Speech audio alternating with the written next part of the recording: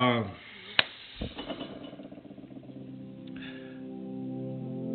tey jooy moo quoi tey damay reetaan parce que dama kontaan parce que vraiment lii laa bëggoon lii laa doon ñaan Sénégal yu jóg jël seen destin en main jël seen responsabilité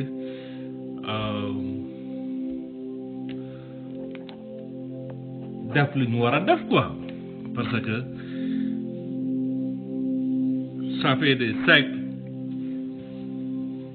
ñu ñuy noot ok gouvernement bu ñëw rek def lu ko neex dem gouvernement bu ñëw dem ñëw saaga ñu dem quoi te loolu waratuñ ko nangu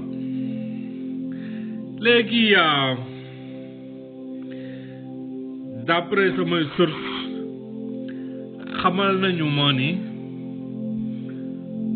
Ousmane Sonko dans les normes dafa war a jógee section de recherche à 17h heure Sénégal pour jàkkaarloog pas juge d'instruction bi yore dossier bi Mamadou Seck mais Samba Sall juge premier cabinet te Samba Sall moo gën a téegal ndayam ci juge yi loolu Sénégal ñëpp monde bi yëpp xam nañ comprendre nga pourquoi parce que Samba Sall da ko war a mettre mandat de dépôt mooy dañ koy envoyé Rebeuss te Rebeuss prison la Macky Sall toj gàllaa ji Sonko la bëgg quoi ay maraboom dañ na ko def foo nga tëj Sonko boo xoolee le 3 mars la tëjoon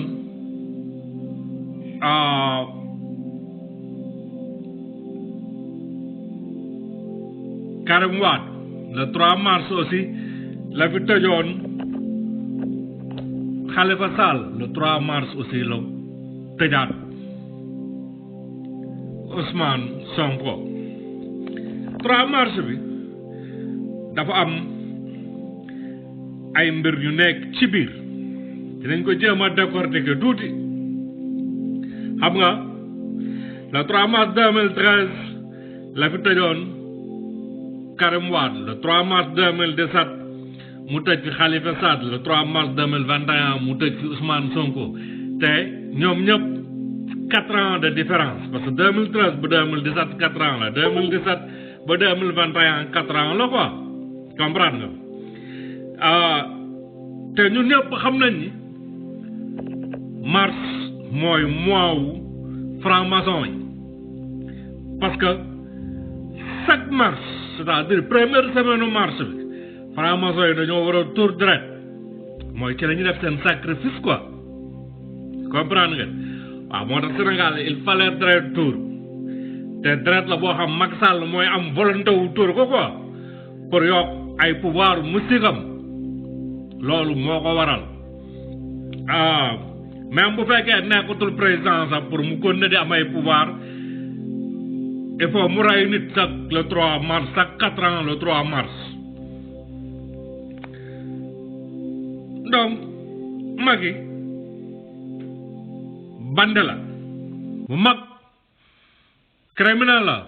on veut plus de lui dafa war a démissionner day dem fii ak demul bu ñu bàyyi saa ko pour ñoom dans leur tête révolution bi 2 jours lay dire 3 jours après mu jeex quoi non du demee noonu te il faut Sénégalais comprendre que dugg nañ ci guerre le Sénégal est entré en guerre civile officiellement pourquoi parce que armée bi amul droit tirer ci peuple bi bu dee police wala gendarmerie sax mën nañoo comprendre mais armée défendre peuple am lay def bu ko beneen peuple di attaquer peuple am rek law ko fa war a défendre peuple am quoi amul droit tirer ci peuple am te armée bi tirer na ci Sénégalais tirer na ci peuple am fële ca Bignona ak Casamance ba ñu rey fa benn xale bu am 20 ans donc le Sénégal est en guerre civile parce que armée bi amul droit tirer ci peuple mais li yëpp Macky mu ngi ko doon wër depuis longtemps c'est que comme moom dafa dafa bëggoon dëkk bi déstabiliser wu quoi yàgg naa leen ko même avant élection yi aussi dugal nañ ci boppu nit ñi avec la complicité de la presse dugal nañ ci boppu nit ñi que affaire bi affaire u xeet la quoi affaire u pël yi la contre les wolof wala pël yi contre yeneen xeet yi fekk c'est faux na tombé pas ci piège boobu bu leen tombé ci piège boobu Macky Sall doomi xaram la du pël du Haalpulaar judoowul sa Fuuta doomi xaram boobu Fatick la judoo comprendre nga mais Macky il est prêt pour sacrifier ci xeet bi mu bokk pour ay intérêt personnel nous Sénégalais on est plus intelligent que ça man kan moo ma gën a nekk pël ci kaw suuf pël pur suus pël pur bokk ak sama papa ak sama yaay sant ok mais man maa gën a bañ Macky ci kaw suuf Alba Sall pël la moo gën a bañ Macky ci kaw suuf Sat Sadia pël la pur kan la sant moo gën a bañ Macky ci kaw suuf ñi activistes yi gën a sonal Macky ay pël lañ donc tey bu ma leen gisee ngeen def yenn publication yi wala def yenn commentaires yi man damay am lu ma metti quoi damay mer quoi damay am lu ma mer parce que da ngeen ma saaga quoi da ngeen ma saaga quoi est-ce que comprendre ngeen ak effort yi ñuy joxe depuis très longtemps ngeen ñuy saaga quoi dañu manqué respect mel ni yéen a ñu gën a nekk ay Sénégalais wala yéen a ñu gën a bokk benn liste boo xamante ni amul benn source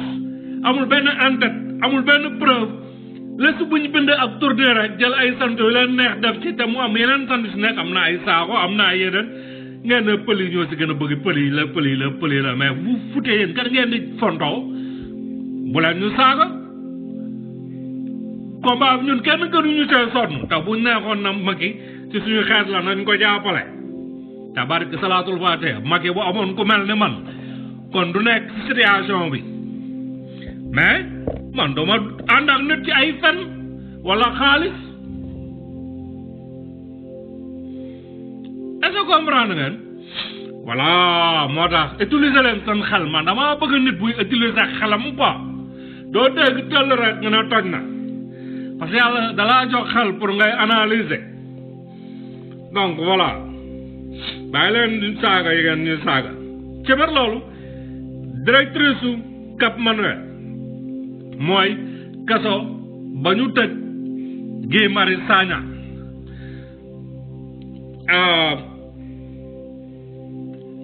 confirmé na ni que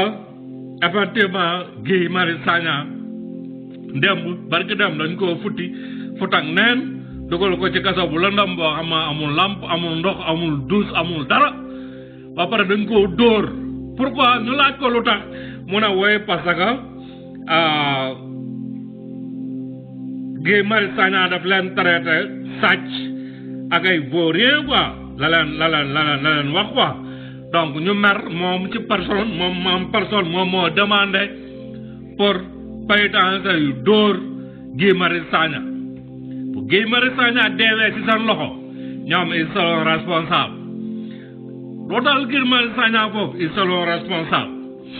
maintenant Ousmane Sonko warul dem kaso waruñu ko seetaan Sénégal guddeegul mën nañ dem doxi palais directement bu Sénégal yëpp Dakar foofu ba nga tàkk fu mu doon ne ñëpp bu ñu àndoon dem palais Macky tey du fa fanaan ci biir loolu tam dégg naa mu ngi préparé benn voyage pour ñëw fii Canada fi moom bu ñëwee xanaa day laaxatu parce que ñu ngi koy préparé lu rëy bu fekkee dina fi tag tànkam comprendre nga ci biir loolu tam dégg naa Marème Faye Sall depuis ce matin mu ngi Touba pour am ndigalu xalifu général des Mourides mais du ko am parce que dañoo bëgg xalif bi def benn déclaration pour wax nit ñi dañ toog seen kër loolu xalif bi du ko def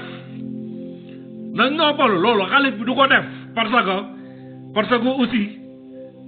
que aussi loolu mënul nekk quoi ni situation bi demee nii amul benn doomu aadama boo xam dinañu wax ñu bàyyi parce que dañoo sës quoi dañoo sës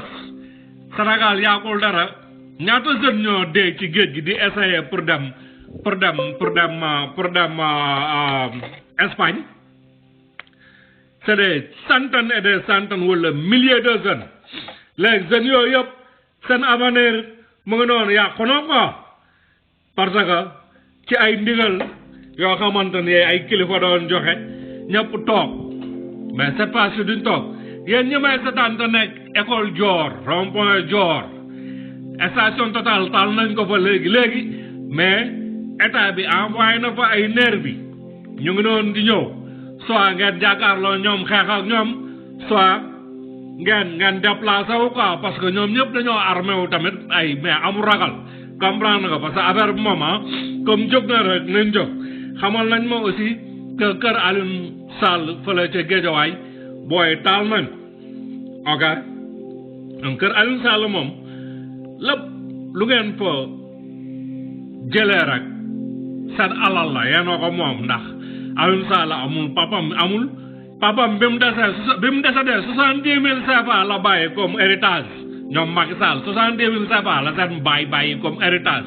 donc ñooñu liggéeyuñ lu tax ñu mën a am milliards yi ñu am amul benn mbokk bu am alal Macky Sall sëriñ daara yi tamit c'est vrai que je suis pour la protection des enfants je suis pour les daara modernes yoo xamante ni organiser nañ ko comme nuñ ko war a organiser pour xale yi jàng ci anam yi ñu war a jàng aussi ak mu ànd ak sécurité daal mais tamit loolu liggéey état bi la état bi moo ko waroon organiser el ñu organiser wuñ ko quoi jàppale wuñ xale yi aussi toroxal marabu sëriñu daara yi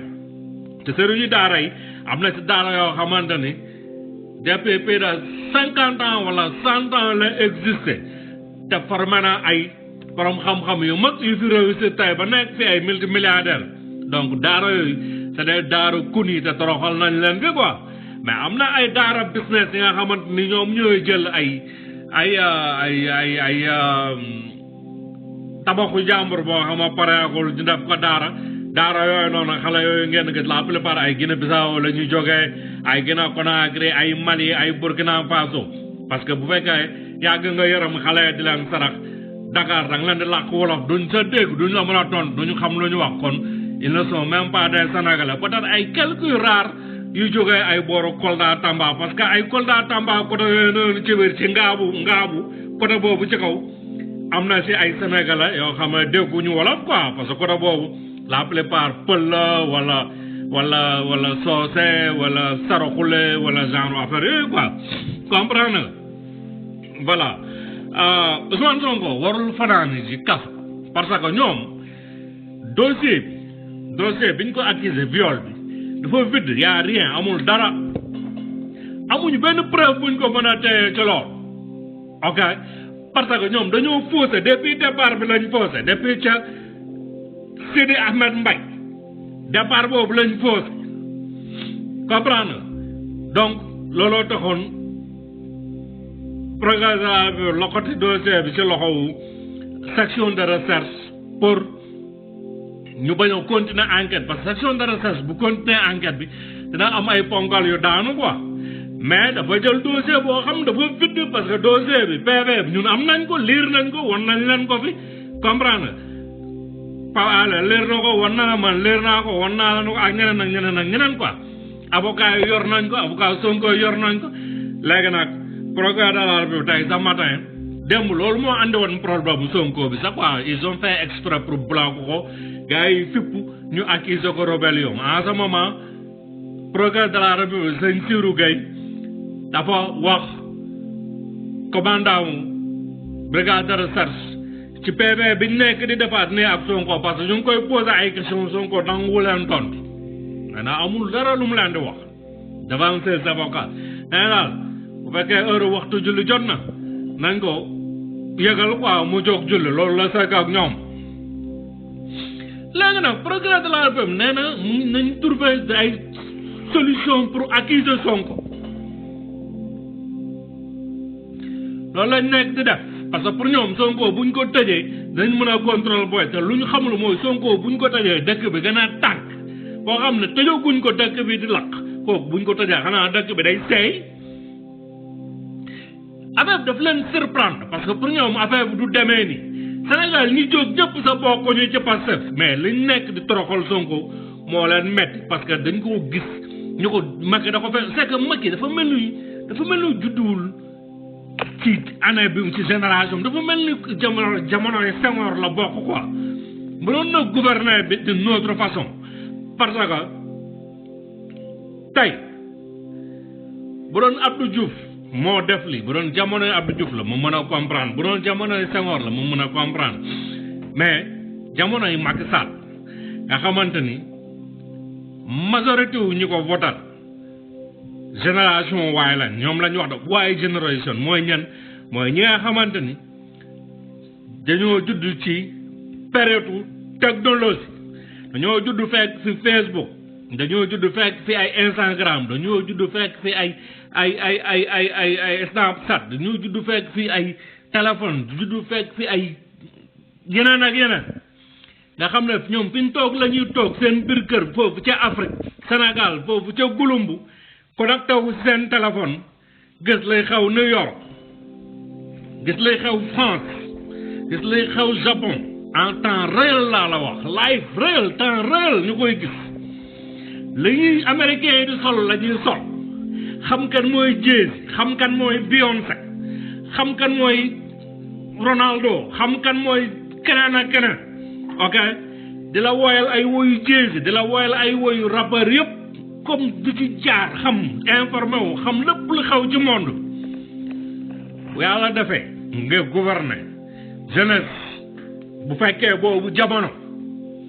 dafay am noo leen di gouverner pour nga bañ a am problème ak ñoom parce que ñooñu dañuy bëgg di vivre li américains yi di vivre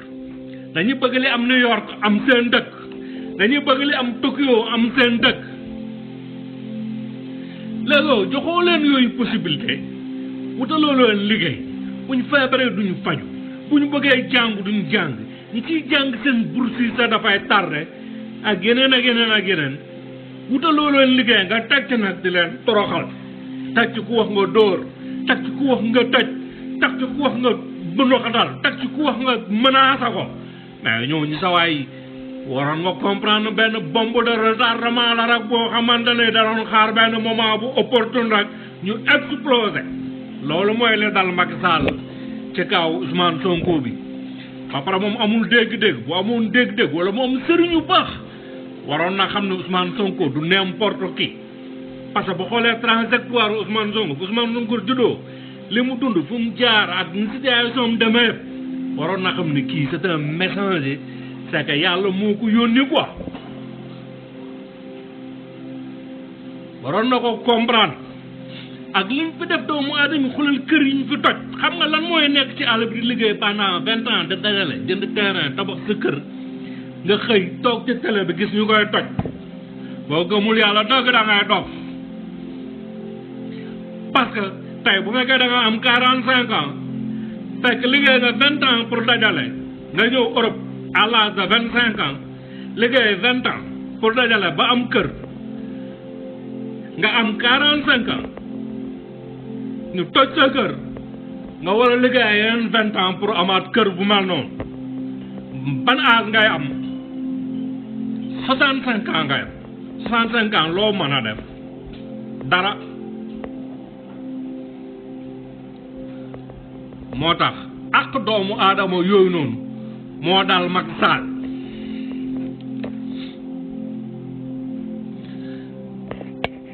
jàpp Macron ne rek Macron booy bu ndaw ju doogul benn booy góor jigéen rek di la manipuler lu mu la wax nga def am complexe tubaab comme pas possible ci biir loolu xamal nañu ma ni Adji Sarr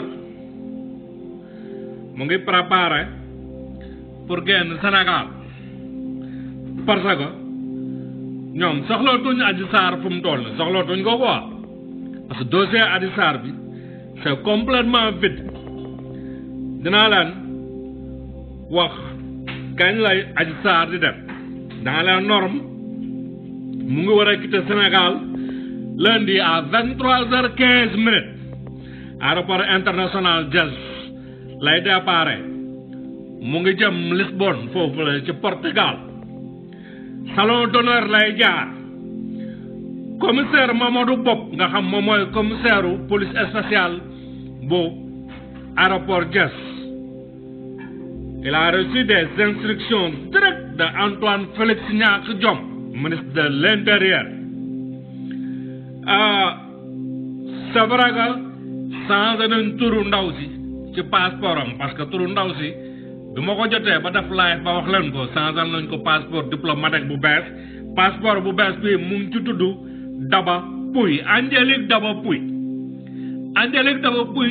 la tudd ci passeport bi